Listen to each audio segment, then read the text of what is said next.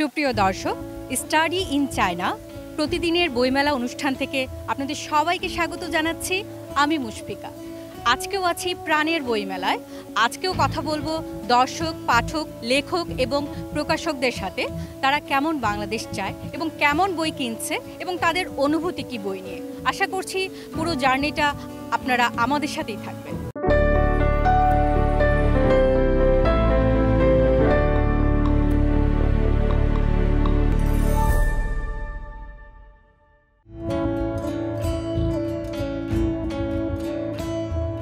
কিন্তু এবারের বইমেলাটা আমাদেরকে উৎসাহিত করেছে, কারণ এবারের বইমেলাটা বেশ খোলা মেলা। আমি মনে করি আমাদের এই ছাত্রদের এই যে আন্দোলনের যার জন্য যে আন্দোলন করেছে, আমাদের বাক স্বাধীনতা, আমাদের যে নাগরিকত্বের যে অধিকার, সেগুলো যেন এইভাবেই চলে। কারণ আমরা দেখতে চাই না 52-র আন্দোলন, 71-এর আন্দোলন। আমরা এই 24-এর আন্দোলনের মধ্যেই আমরা দেশটাকে যেন সুন্দরভাবে পরিচালিত করতে পারি এবং এই আন্দোলনদের সঙ্গে আমরা সবসময় তার পাশে আছি এবং থাকব। 3টি সংখ্যা, তারপরে করোনার জন্য বন্ধ ছিল। এই বছর আবার আমি 2025-এ বের করলাম শব্দকুঠি। 100% স্কলারশিপে চীনে উচ্চশিক্ষা। বিস্তারিত জানতে এখনই কল করুন 01781876187।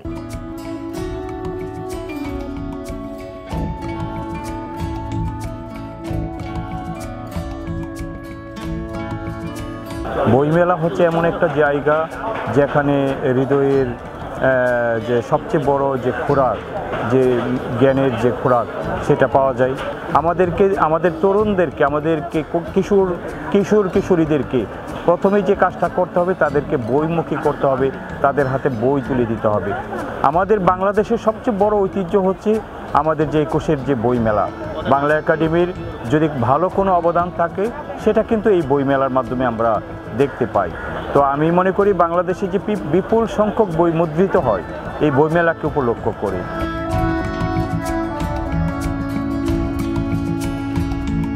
কেউ বাঘের গল্প চাচ্ছে, কেউ ভৌতিক গল্প চাচ্ছে, কেউ এসে সায়েন্স ফিকশনের বইগুলো চাচ্ছে, কেউ এসে আপনার জোকস চাচ্ছে।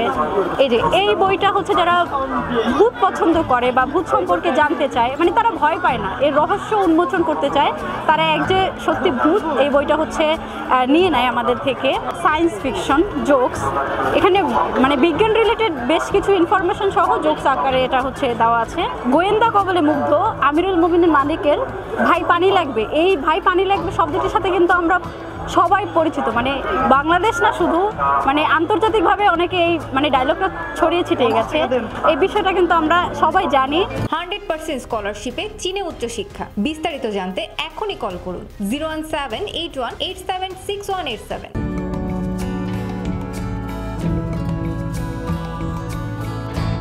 প্রথমত হলো আমাদের শিক্ষকরা কিভাবে স্টুডেন্টদেরকে বইমুখী করতে হয়, তাদের মধ্যে এই ধারণাটা বা এই শিক্ষার অভাব আছে, এটা প্রথমত। দ্বিতীয়ত হলো শিক্ষকরা সমাজে অবহেলিত, তাদের বেতন ভাতা কম, তাদের সুযোগ সুবিধা কম।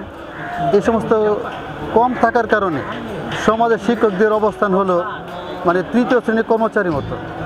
যে কোনো শিক্ষকরাও সবসময় মনমরা থাকেন, তাদের একটা আর্থিক দীনতা থাকে, যে কারণে তারা প্রতিষ্ঠানে গিয়ে তারা প্রাণ খুলে স্টুডেন্টদেরকে ভালোবাসতে পারেন না, প্রাণ খুলে কথা বলতে পারেন না। 100% স্কলারশিপে চীনে উচ্চশিক্ষা। বিস্তারিত জানতে এখনই কল করুন 01781876187। যে বাংলা পড়েছে তাকে বাংলা কথা জিজ্ঞাসা করলে সে বলতে পারে না, যে ইংরেজি পড়েছে ইংলিশ লিটারেচার সম্পর্কে বলতে পারে না, কিংবা অন্যান্য সাবজেক্টের ক্ষেত্রে একই অবস্থা। এইভাবে আমরা একটা জেনারেশন, আমাদের তরুণ সমাজ ফাঁকা বুলির মতো বা মাকাল ফল, যেটাকে বলা যায় মাকাল ফলের মতো তারা তৈরি হচ্ছে।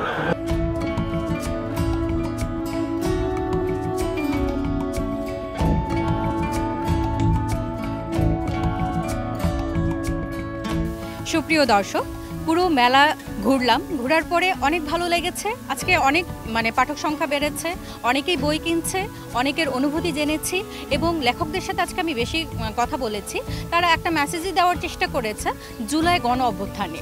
তারা সবাই চেয়েছে একটা ফ্যাসিবাদ মুক্ত দেশ চেয়েছে এবং একটা নতুন রাষ্ট্র চায় এবং স্বাধীনভাবে বাঁচতে চায় এবং সবার যেন মানে নিজস্ব মতবাদ নিয়ে কথা বলতে পারে, যেমন আমি সাদা বা কালো এটা যেন বলার মতো ক্ষমতা সবার থাকে। আশা রাখছি আপনারা এই মেসেজটি আমাদের লেখকদের মাধ্যমে বুঝতে পেরেছেন। আর আমি চাইবো আপনারা সপরিবারে বইমেলায় আসুন এবং বই কিনুন এবং প্রিয়জনকে একটি হলেও বই উপহার দিন।